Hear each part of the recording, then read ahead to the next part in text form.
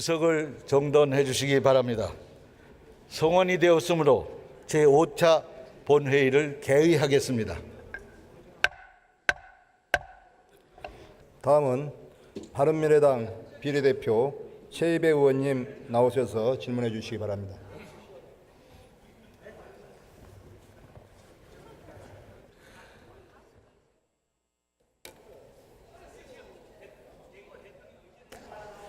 존경하는 국민 여러분, 주승용 부의장님을 비롯한 선배 동료 의원 여러분, 이낙연 국무총리님, 그리고 국무위원 여러분, 바른미래당 비례대표 최이배 의원입니다. 저는 20대 국회가 대한민국 역사에 길이 남을 것이라고 기대했습니다. 그 이유는 권력을 위임해준 국민을 배신하고 헌정 질서를 유린한 대통령을 국회가 234명이라는 압도적인 찬성으로 탄핵안을 가결시킴으로써 대한민국의 헌정 질서를 바로잡았기 때문입니다. 그러나 안타깝게도 문재인 정부는 2년 동안 소득 불균형은 더욱 심해지고 퇴행적 정경유착을 드러낸 재벌도, 국정농단을 은폐하고 방임했던 검찰도, 정치 개입을 일삼았던 국가정보원 등 권력기관도 아무것도 달라지지 않았습니다. 사회 각 분야에서는 갈등이 심해지고 있습니다. 정부는 갈등을 해결할 능력을 보여주지 못하고 오히려 갈등을 유발하는 원인을 제공하기도 합니다. 사회적 갈등에 대해서는 국회를 비롯한 정치권의 책임도 큽니다. 역사적으로 평가된 5.18 민주화운동을 민주화운동에 대해 서슴없이 민주주의 역사를 부정하고 반민 특유의 친일 청산 활동을 국민들을 분열시켰다고 주장하기도 합니다. 또한 법적으로 불가능한 수감 중인 박근혜 전 대통령의 사면을 논하기도 합니다. 심지어 지난 12월 연동형 비례대표제 도입을 위한 구체적인 방안을 적극 검토한다는 여야 5당의 합의 사항마저 부정하고 있습니다. 국가가 잘 되기 위해서는 지도자의 덕목이 진보냐 보수냐가 아니라 통합된 리더십으로 얼마나 책임 있는 모습을 보여주냐라는 것으로 생각합니다. 우리 국회부터 바뀌어야 합니다. 진보 보수, 우익 좌익, 친일 종북 이런 갈등을 야기하는 정쟁을 그만 멈춰야 합니다. 새로운 대한민국을 만들어달라는 국민의 명령에 따라 여야가 힘을 합치고 국회와 정부가 힘을 합쳐야 한다고 말씀드리겠습니다. 국무총리님 나와주십시오.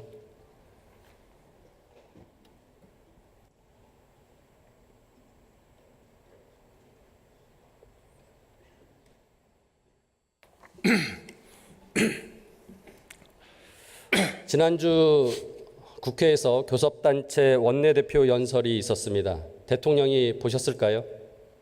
그때 외국에 계셨던 것으로 기억합니다만. 예. 네. 혹시 대통령께서 그러면은 그 내용은 보고 받으셨을까요? 예, 전체를 다 아시는지 모르지만 알고 계시는 것 같았습니다. 오늘 아침에도 배웠는데 국회에 대해서 걱정을 하셨습니다. 총리께서 대통령께 고안한 일이 있다면 무엇입니까? 어떤 것? 뭔가 정부의 어떤 쓴소리를 대통령께 전달한 적이 있습니까? 네, 덜어는 있습니다. 그러나 그것이 노출되지 않는 것이 좋겠다고 생각을 했고요. 대통령님에 비해서는 제가 조금 더 현실 또는 현장을 더 중요시하는 편이라고 말씀을 드리겠습니다. 누구든 또 정권이든 완벽할 수는 없기 때문에 주변의 조언과 비판을 수용하는 열린 자세를 가지고 고쳐야 할 점이 있다면 고쳐야 한다고 생각을 합니다. 대통령이 주변의 그런 조언과 비판에 대해서 수용하는 자세를 가지고 있다고 생각하십니까? 네, 기꺼이 수용하실 때도 있고요. 또 당신의 신념이 확고한 것에 대해서는 상대를 설득하시고 그렇습니다. 저는 그런 자세가 대통령이 부족하다고 생각하고요. 그런 부분에 있어서는 열린 자세를 가지셔야 한다. 그리고 그 역할을 곁에 계신 총리님이 해주셔야 된다고 생각을 합니다. 이번 정권이 내로남불 정권이라는 비판을 많이 받습니다. 몇 가지 말씀을 드리겠습니다. 강경화, 김상조, 송영무, 이호성, 홍종학, 유은혜, 조명래, 조혜주 등 이 장관급 인사들의 공통점이 무엇인지 아십니까? 네, 검증의 부실을 지적하실 것 같습니다. 예, 국회에서 청문 보고서 채택이 안 되었는데 대통령이 임명을 강행한 분들입니다. 이분들은 유장 전입, 세금 탈루, 부동산 투기 의혹 등이 제기되어서 그런 인사청문 보고서가 채택되지 않았습니다. 장관 후보를 제청하는 총리로서 뭔가 책임감을 가지셔야 될 것 같은데요. 네, 당연히 책임 의식을 가지고 있습니다. 그리고 복수의 후보를 놓고 여러 장단점에 대해서 논의를 합니다. 그리고 그 중에서 상대적으로 나은 분을 최종 후보로 고르는 과정에 동참하고 있습니다. 저는 단지 야당의 정치적 공세 때문에 인사청문회 보고서가 채택이 안 되었다라고 생각하신다면 그렇지 않다라고 말씀드리고, 지금 국토부 후보자로 올라온 최종호 후보자 역시 다주택을 보유하고 부동산 투기 의혹이 있다는 언론의 지적들이 있습니다. 만일 부적격하다고 인정하신다면 지명을 철회할 수 있으시겠습니까? 청문회 과정과 그 결과를 지켜보겠습니다. 청문회에서 어느 정도 해명이 되는지 또는 더 많은 문제들이 드러나는지 하는 걸 봐서 종합적으로 판단해야 한다고 생각합니다. 국회에서 부적격 판단이 나오면 지명을 철회할 생각이 있으십니까? 가정을 전제로 말씀드리기는 어렵습니다. 저는 청문 보고서 채택이 되었을 때 부적격 의견이 나와 있다면 충분히 재고할 필요가 있다라고 조언을 드리겠습니다. 박근혜 정부에서도 조윤선, 이철성, 김재수, 현오석, 윤진숙, 최문기, 이경재, 문영표 등 국회의 반대를 무릅쓰고 임명을 강행했던 사례들이 있습니다. 그때 더불어민주당은 야당의 반대, 국민적 반대에도 불구하고 장관 임명을 강행한 것은 국회 무시, 국민 무시의 전형이라는 불통 정권의 끝을 보여준다라고 비판한 바가 있었습니다. 정부와 여당이 지금이라도 스스로 그 모습을 되돌아보셔야 된다고 생각을 합니다. 지난 2월에 정부는 공공기관 채용 실태 조사와 개선 대책을 발표했습니다. 한 사례로 서류 전형 및 필기 시험에서 후순위인 임원의 아들을 면접에서 높은 점수를 줘서 최종 선발한 케이스가 있었습니다. 이에 대해서 정부는 수사 의뢰를 했습니다. 그렇다면 환경부 블랙리스트 논란 사례인 국립공원공단 권경업 이사장은 어떻습니까? 서류 심사에서 9등을 했지만 5명의 면접 대상자로 올라와서 최종 합격을 했습니다. 앞서 말씀드린 채용비리 사례하고 매우 유사합니다. 저는 권익위가 수사 의뢰를 했던 그 채용비리 사건과 마찬가지로 이 부분에 대해서도 정부가 조치를 취해야 된다고 생각하는데 어떻게 생각하십니까? 제가 그 사정을 좀 파악을 해봐야겠습니다. 제가 정확히 모르고 있고요. 전반적으로 환경부의 그 문제는 지금 수사되고 있는 것으로 알고 있습니다. 저는 환경부 블랙리스트 사건의 수사가 진행이 될 것이고 앞서 말씀드린 채용비리도 수사가 진행이 되고 있습니다. 동일한 사안이라면 동일하게 처리가 되어야 할 것이라고 생각합니다. 한편 과학기술부에서도 블랙리스트 의혹이 나왔습니다. 키스텍과 원자력연구원의 원장은 언론 인터뷰를 통해 과기부의 압박으로 임기를 앞두고 사임할 수밖에 없었다. 사태 종용 당시 청와대의 결정임을 언급했고 구체적인 기한을 제시하며 사퇴를 강요했다라고 밝혔습니다. 저는 공정하고 정의로운 대한민국을 만들겠다는 대통령의 약속을 신뢰했습니다.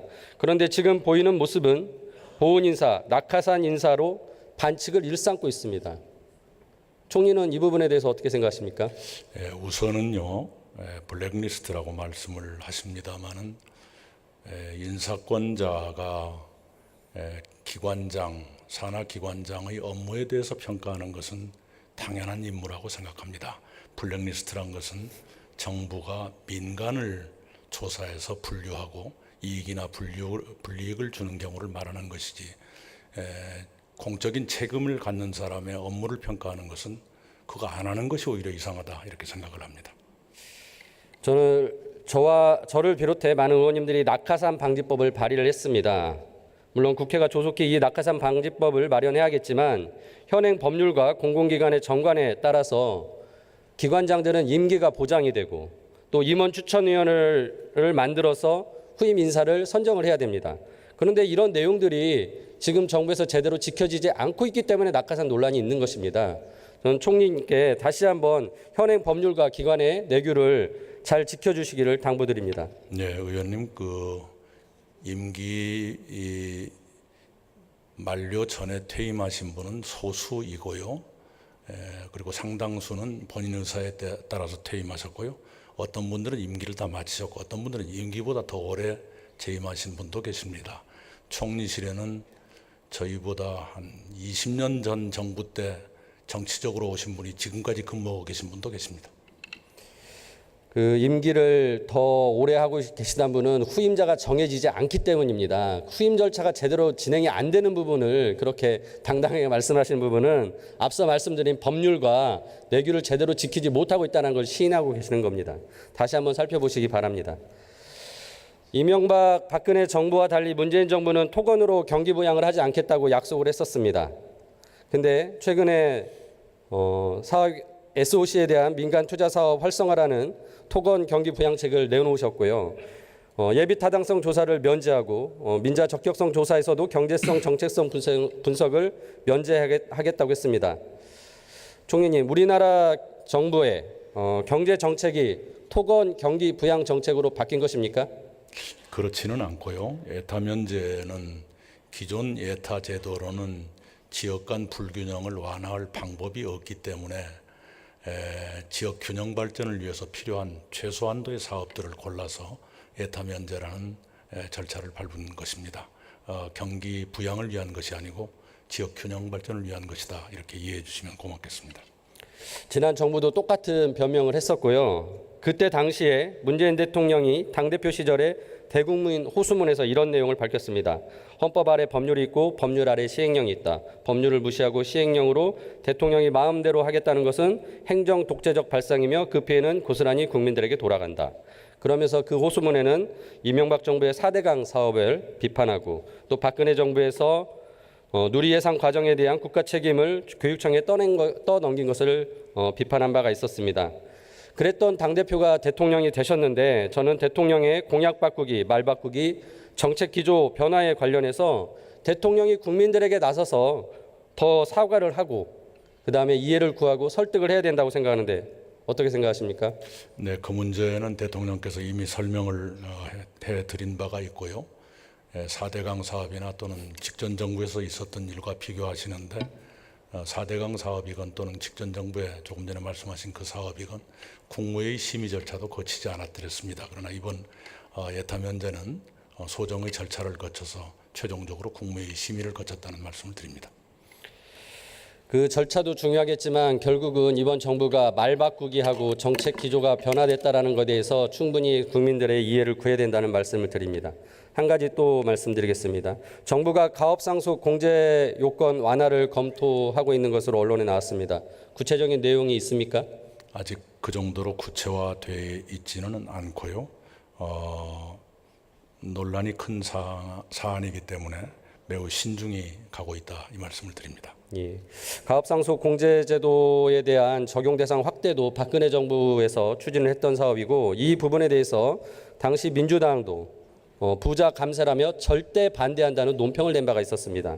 특히 이 법안에 대해서 문재인 대통령, 중소벤처기업부 장관이 홍종학 장관, 현재 그 후보자인 박영선 의원까지도 반대했던 사안입니다. 저는 문재인 정부가 여당이 되면서 부자를 지키겠다는 것으로 밖에 입장이 바뀐 것이 아닌가라는 의심을 가지고 있습니다. 다시 한번 이 부분에 대해서 내로남불하는 모습을 보이지 않았으면 하는 조언을 드립니다. 네, 신중하게 검토하고 있습니다. 그리고 대통령의 쓴소리를 들을 수 있는 자리인 여야정 상설협의체 조속히 개최되어야 한다고 생각하는데 총리님이 대통령께 말씀해 주시겠습니까? 네, 아시는 것처럼 여야정 국정상설협의체가 작년 11월에 열려서 많은 합의를 이루었고 그 많은 합의가 상당한 정도까지 이행된 걸 다행으로 생각합니다. 2월에 열기로 됐었는데 이런저런 사정으로 연기돼 있습니다. 빨리 열리기를 바라고요. 그리고 자유한국당 지도부 구성에 따라서 우리 자유한국당의 새로운 지도부를 모시고 대통령께서 대화를 나눌 수 있는 그런 자리도 준비하고 있다 이 말씀을 드립니다. 예, 이런 국회와 정부의 협치 이게 더 나아가 국민의 뜻을 더 잘 받드는 합의제 민주주의가 정착될 수 있도록 연동형 비례대표제 도입과 재앙적 대통령제를 극복할 수 있는 권력구조 개편을 위한 개헌 논의도 이루어져야 된다고 생각을 합니다. 이러한 내용은 지난 12월에 5당 원내대표의 합의사항이기도 합니다. 국회가 국민의 약속을 지키기 위한 노력을 할 것이고 정부도 이에 대해서 협조를 해주. 이런 부분 대통령께 권하시겠습니까? 네, 우선은 작년 12월 여야 5당 원내대표의 합의니까요. 그 합의를 국회에서 먼저 이행해 주시면 국회도 필요한 협조를 하겠습니다. 감사합니다.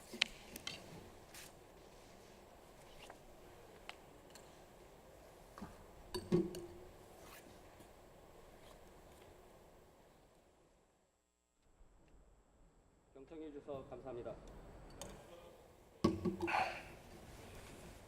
최이배 의원님 수고하셨습니다.